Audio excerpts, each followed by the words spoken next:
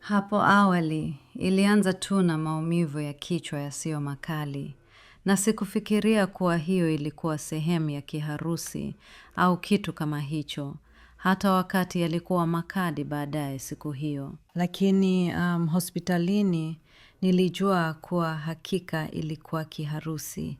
Ingawa hawakuwa na uhakika baada ya kipimo cha CT na kwamba ulimi wangu ulikuwa bado umevimba na sikuwa na nguvu katika mkono wangu wa kushoto kushika chochote ikilinganishwa na mkono wangu wa kulia. Kwa hivyo ndio, hayo yalikuwa dalili za kwanza nilizojua kuwa hakika nilikuwa na kiharusi. Siku ambayo nilipata kiharusi, kwa kweli nilikuwa nikila chakula cha mchana, na baada ya chakula cha mchana na mimi kama kawaida, na mimi nilikuwa dereva na niliendesha, na mke wangu alikuwa ameketi kando yangu. Lakini baada ya muda mfupi, ghafla nilihisi kizunguzungu na maumivu makali sana upande wa kushoto wa kichwa changu, na kuona kwangu kulikuwa kumejaa giza mara moja, na kisha nilihisi udhaifu upande wa kushoto, na kisha sikuweza kudhibiti usukani. Na kwa bahati nzuri niliweza kusimamisha polepole kando ya barabara, na mke wangu alichukua usukani na kuniendesha nyumbani. Kweli sikujua kuwa nilikuwa na kiharusi, lakini nilihisi tu kuwa nilikuwa na hii ilitokea tena. Kwa sababu kama wiki 4 zilizopita nilikuwa na uzoefu kama huo. Lakini baada ya kupumzika kwa masaa kadhaa ilipita na sikutambua hilo. Sikuenda kumuona daktari kwa sababu kila mara nilifikiri kuwa nilikuwa na afya na sikuwa na tatizo kubwa kwenye mwili wangu. Na siku ya kiharusi changu ilitokea tena nilipokuwa nikipelekwa hospitalini, na nilijua kuwa nilikuwa nusu fahamu. Lakini kwa kweli niligundua baadaye kutoka kwa mke wangu kwamba watu walikuwa wamefanya ECG na CT na pia vipimo vya damu na mkojo na pia na x-ray ya kifua, na kisha waligundua kuwa nilikuwa na donge la damu kwenye ubongo wangu upande wa kushoto kwenye upande wa kulia wa ubongo, na kisha ikaathiri upande wangu wa kushoto. Na kwa kweli naweza kukuambia kuwa wakati huo nilikuwa na hofu sana, kwa sababu niligundua kuwa siwezi kudhibiti viungo vyangu na siwezi kujisogeza. Na bado nilikuwa na maumivu makali sana ya kichwa, na nilifikiri tu kweli inapaswa kuisha haraka iwezekanavyo. Lakini nilihisi kuwa nilikuwa sina msaada na sikuweza kufanya chochote. Ndiyo, siku ya kiharusi changu sikujua kuwa ingekuwa inatokea. Unajua, nilikuwa naenda nje. Nilifika kwenye gari langu, kwenye njia ya gari, nikawasha gari. Mvua ilikuwa inanyesha sana. Nilikuwa naenda, lakini niliendelea kuvaa viatu vyangu upande wa kushoto. Viatu vyangu haviwezi kuingia kwenye mguu wangu wa kushoto. Niliendelea kujaribu, lakini bado havikuingia. Kwa hivyo niliamua kutotoka nje kwanza hadi nivae viatu vyangu. Na kisha nilihisi tu kama nitapoteza fahamu. Nilipiga kelele, nikalia, nisaidie, unajua. Sidhani kama mtu yeyote anaweza kusikia hilo. Mwanangu alikuwa ndani ya nyumba na shangazi yangu pia. Jirani wa karibu pia. Wote walikuwa ndani kwa sababu mvua ilikuwa inanyesha sana. Hilo ndilo ninaloweza kukumbuka. Na kisha Nadhani ni binamu wa jirani yangu alikuja ndani. Alikuja kumwona. Waligundua kwa nini mvua hii inanyesha sana. Bado kama karibu na gari, kama nimelala kando ya gari langu. Ndiyo. Mvua ilikuwa inanyesha sana. Walizani bado najaribu kutengeneza gari langu kwenye mvua kubwa. Nadhani walikuja kama kujaribu kuniinua. Waligundua kuwa siko sawa. Kwa hivyo walipiga kelele kwa shangazi yangu kupiga simu ya ambulensi.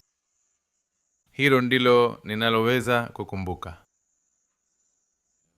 Na kisha walinichukua ndani ya nyumba, wakisubiri ambulensi ifike. Kilichotokea ni kwamba ilikuwa Jumatatu asubuhi. Niliamka, lazima ilikuwa kama saa 10 asubuhi. Mimi nilitoka kitandani na kisha nikaenda kwenye gereji. Nilipofika kwenye gereji, kwa sababu fulani nilianguka na sikujua kilichokuwa kimefanyika. Na kisha nilifikiri ningeweza kuinuka tena, nikifikiri sijui kilichotokea, na sikuweza kuinuka. Kwa hivyo nililazimika kufikiria mwenyewe nini kimetokea. Kwa hivyo kisha kwa sababu sikuweza kuinuka, nililazimika kwenda kutoka hapo hadi chumbani kumwambia mwanangu amwambie Peter apige simu, kwa sababu sikujua kilichokuwa kimefanyika. Sikujua ilikuwa kiharusi au chochote. Si muda mrefu baada ya hapo, mwanangu alipiga simu ya ambulensi. Ambulensi ilikuwa hapa ndani ya dakika chache. Sikuweza kukumbuka chochote hadi baadaye usiku huo. Daktari alielezea kwangu kilichotokea, kwamba nilikuwa na kiharusi. Kwa hivyo hapo ndio ilinigonga. Nilikuwa na kiharusi cha donge la damu, ndicho nilichokuwa nacho. Ilinipata siku ya Jumamosi, kwa kweli, Jumamosi asubuhi. Ilikuwa mapema asubuhi, ilikuwa saa 9 alfajiri. Na kwa kweli niliamka nikiwa na ganzi. Upande wangu wa kulia, upande wangu wote wa kulia, ulikuwa na ganzi. Na sikufikiria chochote. Nilifikiri tu, unajua nilikuwa nimelala upande mmoja, na hivyo ndivyo ilivyokuwa. Na nilifikiri, sawa, nililala tu upande mmoja. Na kwa hivyo nilikuwa nimelala tu hapo, na nilifikiri, sawa, nitasubiri hisia zirejee kama unavyofanya. Na haikurejea, na nilijaribu kujigeuza upande wa kushoto, na nilihisi kuwa nilijaribu kuinua mkono wangu na mguu wangu, lakini sikuweza. Ilikuwa tu na ganzi kabisa, na ilihisi kuwa nzito. Baada ya dakika 30-40, kisha hisia zilirudi. Kisha nilitoka kitandani na nikatembea, na nikafikiri, sawa, nikihakikisha kila kitu kilikuwa sawa. Ndiyo, lakini nikifikiria tu, nililala tu upande wangu wa kulia, na hivyo ndivyo ilivyokuwa. Kila kitu kilikuwa sawa baada ya hapo, na nilienda kulala tena. Hiyo ilikuwa mara ya kwanza. Mara ya pili ilikuwa alasiri hiyo. Ilikuwa kama saa 8 mchana.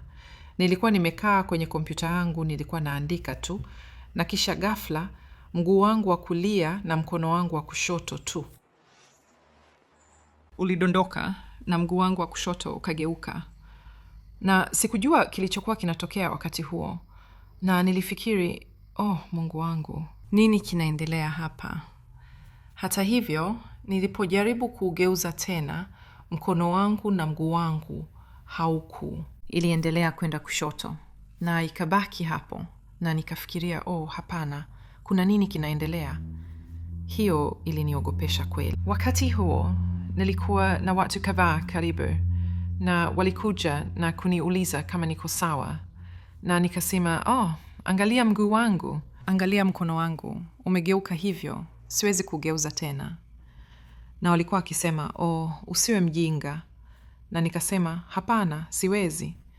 Nilishika mkono wangu wa kulia kwa mkono wa kushoto, na niliuinua na nikaachia. Nilitaka tu kuona kama utashikilia, lakini haukushikilia. Ulianguka tu. Na nilijua wakati huo kwamba kuna kitu kinaendelea, lakini bado sikujua ni nini. Hata hivyo, dakika 30 baadaye, hisia zilirudi. Nilihisi tu kwenye mguu wangu wakati huu, na nilihisi mng'ao ukirudi, niliweza kuusogeza. Kisha niliinuka, nikatembea kidogo, na hivyo ndivyo ilivyokuwa. Kisha nikarudi kwenye mkutano, na tukaendelea tu. Hivyo ilikuwa mara ya pili. Mara ya tatu ilikuwa Jumatatu asubuhi, na kitu kile kile kilitokea kama Jumamosi asubuhi. Niliamka, nilikuwa nyumbani peke yangu. Niliamka nikiwa na ganzi, upande wangu wa kulia tena, mkono wangu, kitu kile kile. Wakati huu ndio nilikuwa nahisi wasiwasi kweli, kama kuna nini kinaendelea? Kwa kweli, sikuwa peke yangu. Mume wangu alikuwa nyumbani nami, na nilifikiria, hapana, kuna nini kinaendelea hapa? Kuna kitu si sawa. Bado sikujua ni nini, sikufikiria hata kiharusi, sikufikiria hata tatizo la moyo, nilifikiria tu kuna kitu si sawa. Mume wangu aliniangalia na akasema, mpenzi wangu, na nikasema nini? Na akasema, mdomo wako, upande wa kulia wa uso wako, umelegea. Na niliangalia kwenye kioo, na hapo ndipo nilipoona, nikaona umelegea. Kisha mambo yakawa kawaida, na nikaoga, na kisha tukaenda kwenye mkutano tena. Na kisha niliporudi kazini, siku nzima, nilikuwa kwenye simu na nilikuwa peke yangu. Na katikati ya siku, nilifikiria tu, nilisimama na kufikiria. Ninazungumza kwa njia ya ajabu, lakini nilihisi kama kimwili, nilikuwa nazungumza sawa, lakini akili yangu ilikuwa ikiniambia siongei vizuri. Sasa, mwenzangu wa kazi, aliniambia, alisema inasikika kama, ndio, hiyo ni kama dalili ya kiharusi. Kwa hivyo aliniambia hiyo ni kama dalili ya kiharusi. Na nikamwambia hapana, sijawahi kuwa na kiharusi, sina matatizo ya moyo. Hata hivyo, nilipanga miadi, nikaenda kwa daktari wangu mchana huo, na alinikagua, akauliza kilichotokea. Nilimwambia, kisha akanipa vidonge vya moyo na aspirini. Hivyo ndivyo ilivyokuwa. Kwa hivyo, nilichukua vidonge vya moyo na nikaenda nyumbani. Na hakuna kilichotokea usiku huo. Nilikuwa sawa, hakuna matukio mengine, matukio ya ganzi, hakuna kulegea usoni. Kisha, Jumatano asubuhi, nilirudi kazini. Na nilipokuwa nikitembea juu ya ngazi, nilihisi kidogo, ghafla, maumivu ya kichwa makali ambayo sikuwahi kuwa nayo hapo awali. Na kabla ya hapo, sikuwahi kuteseka na maumivu ya kichwa. Na nilifikiria, labda nimechoka tu kutokana na wikendi, kazi, maandalizi ya wikendi ya mkutano. Nilipofungua mlango wa ofisi, nilifungua tu mlango na kichwa changu kilizunguka. Na nilihisi kweli. Kilizunguka tu. Na nilifikiria tu, na niliweza tu kushika mlango. Na nikapata maumivu makali ya kichwa ambayo sikuwahi kuhisi hapo awali. Na moja kwa moja nilijua tu. Nilifikiria kuna kitu si sawa. Kwa hivyo nilienda kwenye eneo la mapokezi na nikategemea dawati. Nilimwambia mhudumu wa mapokezi, nilisema, kuna kitu si sawa, lazima nirudi kwa daktari. Kwa hivyo nilipanga miadi na daktari wangu. Na nilirudi kwa daktari saa 10, nikamwambia kilichotokea tena. Na kisha akaniambia, alisema, ninashuku kwamba umepata kiharusi kidogo. Na wakati huo nilifikiria, hapana, sina matatizo ya moyo. Kwa sababu ndivyo nilivyofikiria kiharusi kilikuwa. Nilifikiria hapana, sina. Hapana, haiwezi kuwa kiharusi. Na akasema, nataka uende hospitali sasa na tutakupa kipimo cha CT. Na hivyo ndivyo ilivyokuwa, kisha nikaenda hospitalini. Ndio. Aina ya kiharusi niliyokuwa nayo ilikuwa ischemic kiharusi, na ninaelewa kuwa ni donge la damu ambalo linaziba mshipa. Nilikuwa naendesha, hapo ndipo kitu cha kuchekesha kilinitokea. Kama nilikuwa na kizunguzungu, kama kuona vitu, ilikuwa kama kuona mara mbili. Unajua, nilijaribu kusogeza mkono wangu, lakini sikuweza hata kusogeza. Hapana. Na nikasema, nilimuita dada yangu, alikuwa hapo. Dada yangu aliniambia inaweza kuwa kiharusi, kwa sababu sikuweza kusogeza chochote. Nilijaribu kusema kitu na niliinuka na kisha nikaanguka. Kwa hivyo tulienda hospitali ya karibu na nilibidi kuinuliwa kwenye gari. Na sikuwa na hisia, namaanisha niliweza kuhisi watu wakinigusa, lakini sikuweza kusogeza. Hakuna udhibiti, unajua. Hakuna hotuba, hakuna chochote. Kwa hivyo tunaenda hospitalini na madaktari, na wale walitazama na kueleza kuwa ilikuwa kiharusi kidogo, najua. Lakini kisha walitazama kwa karibu na sikuweza kufanya chochote. Na kisha ni kweli zaidi ya kiharusi kidogo, najua. Ni kweli wakati huo nilikuwa nimepoteza hotuba yangu na sikuweza kueleza chochote. Nilitikisa kichwa tu, unajua, ndio au hapana. Lakini nilikuwa kweli kama mtoto mdogo, mboga, unajua, kutoka jinsi nilivyokuwa saa 1 mapema. Nilikuwa na afya kamili wakati mmoja. Nilipoamka nilikuwa na kama athari za maumivu ya kichwa, ambayo si kawaida wakati huo. Kwa hivyo nilienda tu, nikafanya mambo yangu ya kawaida ya kuamka. Na haikuwa mpaka nilipojaribu kuvaa sidiria yangu kwamba niliona mkono wangu wa kushoto haukufanya kazi. Nilifikiria mdomo wangu ulikuwa unakwenda kando na sawa. Na nilikuwa na ufahamu wa labda nilikuwa nadondoka mate. Baada ya Ron kuingia na kugundua sikuwa 100%, alimpigia daktari simu. Daktari alimwambia apige simu ya ambulensi kunipeleka hospitalini. Na ilikuwa ni wakati huo tu ambapo nadhani daktari alisema ilikuwa kiharusi, kwa hivyo ndipo nilipokuwa na ufahamu wa hilo. Lakini kufikia hatua hiyo, nilihisi kama kila kitu kilionekana si halisi. Kwa hivyo haikuwa ikinitokea mimi, lakini sikuelewa. Na nilikumbuka hotuba yangu ilikuwa inachanganyikiwa. Kulikuwa na mambo mengi yanayotokea ndani ya mwili wangu. Sikuweza tu kuimudu. Ilikuwa ni kitu kigeni kwangu. Kwa hivyo kama ni nzuri au la, mimi ni kitu kigeni kwangu. Ni ajabu. Mkono ilikuwa ni kiharusi, upande mmoja wote chini sikuweza kusogeza. Na nilikuwa na uwezo mdogo wa kusogeza. Sikuweza kusogeza kitu chochote. Na ilikuwa inakatisha tamaa kujua kwamba sikuweza kusogeza chochote. Na nimekuwa mfanyakazi maisha yangu yote. Na kupata kukatishwa tamaa na mguu wa chini na mkono mgumu, na hiyo ilinifanya nihisi vibaya. Nilitambua nilikuwa nimepata kiharusi nilipoamka. Na sikuweza kuelewa sana. Sikuweza kuzungumza. Sikuweza kusogeza mikono yangu. Nilikuwa na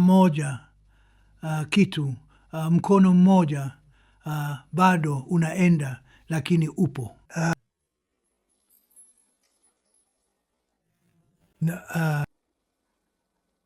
Ilikuwa muda mfupi baada ya hapo ndipo nilitambua nilikuwa nimepata kiharusi kikamilifu.